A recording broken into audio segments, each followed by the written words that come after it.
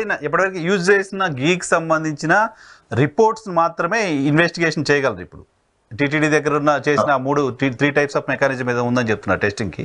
అది మీరు అన్నట్టు NABL ల్యాబ్ నుంచి వచ్చిన రిపోర్ట్స్ని ఎగ్జామిన్ చేయగలగడం, దాని ద్వారా దానిలో ఏమన్నా కంటామినేషన్ జరిగిందా లేదా అనేది వాళ్ళు ఐడెంటిఫై చేసే అవకాశం ఉంటుంది అనేది. సో బట్ ముఖ్యమంత్రి గారు ఇచ్చిన స్టేట్మెంట్ కూడా సిట్ పరిధిలోకి వస్తుందా? చంద్రబాబు నాయుడు గారు చెప్పారు కలిపేశారు అనే ఒక స్టేట్మెంట్ ఇచ్చేశారు ఆయన స్టేట్మెంట్ కూడా రికార్డ్ చేయాలి. ఆయన స్టేట్మెంట్ కూడా రికార్డ్ చేస్తారు SIT అని నేను అనుకుంటా.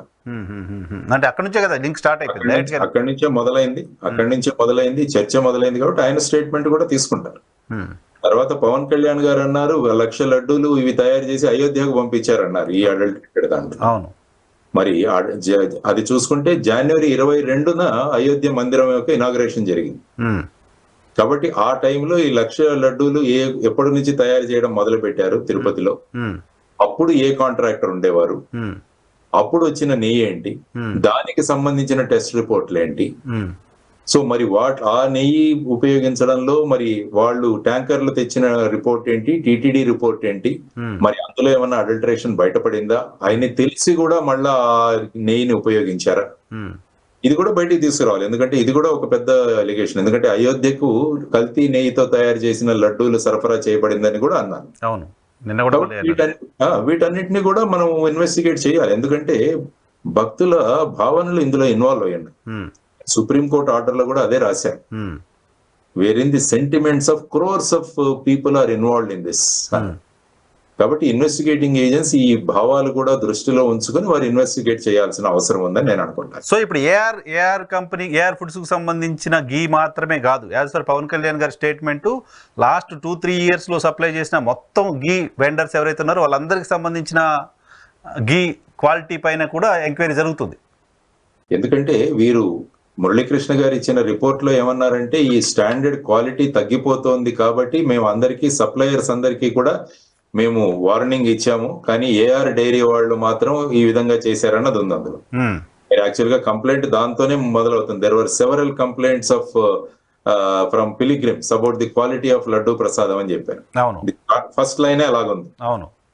కాబట్టి మీరు ఏం చేయాలంటే మొదటి నుంచి తీయాలి. మరి ఈ క్వాలిటీ అన్నది ఎప్పటి నుంచి అయింది అని మీరు చూసుకుంటే ఇంతకు ముందు ఉన్న టెండర్ లో ఏ రేటుకు సప్లై చేశారు, ఎవరు సప్లై చేశారు, తర్వాత ఇంతకు ముందు నందిని ఘీ వాళ్ళు సప్లై చేసేవాళ్ళని విన్నారు, మరి వాళ్ళ టైంలో ఏ రేటుకు సప్లై చేశారు. కాబట్టి ఇవన్నీ కూడా ఇన్వెస్టిగేట్ చేయాల్సిన అంశాలు. ఎందుకంటే నేను అనుకోవడం ఈ ఇన్వెస్టిగేషన్ కేవలం ఏఆర్ డైరీ ఈ పరిధి స్కోప్ అన్నది ఇంకా వ్యాప్తి చెందుతుందని నేను అనుకుంటాను ఇన్వెస్టిగేషన్. ఓకే.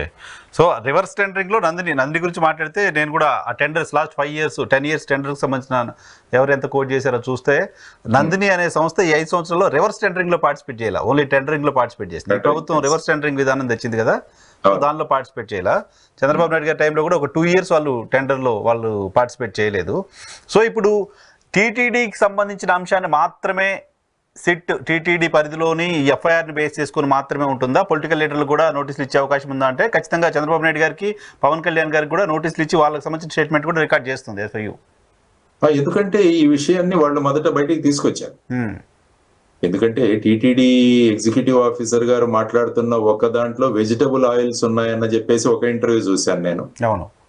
ఆ తర్వాత అది ఎప్పుడో జూలైలో చివరిలో వచ్చిన 24th ఎప్పుడో వచ్చిన రిపోర్ట్, చంద్రబాబు గారు మాట్లాడింది ఐ థింక్ సెప్టెంబర్ లో అనుకుంటాను, 18th September, అంటే ఒక 3 నెలల తర్వాత మాట్లాడారు. మరి ఈ పరిధిలో ఏమైందని టీటీడీ ఎగ్జిక్యూటివ్ ఆఫీసర్ స్టేట్మెంట్ కూడా తీసుకుంటారు.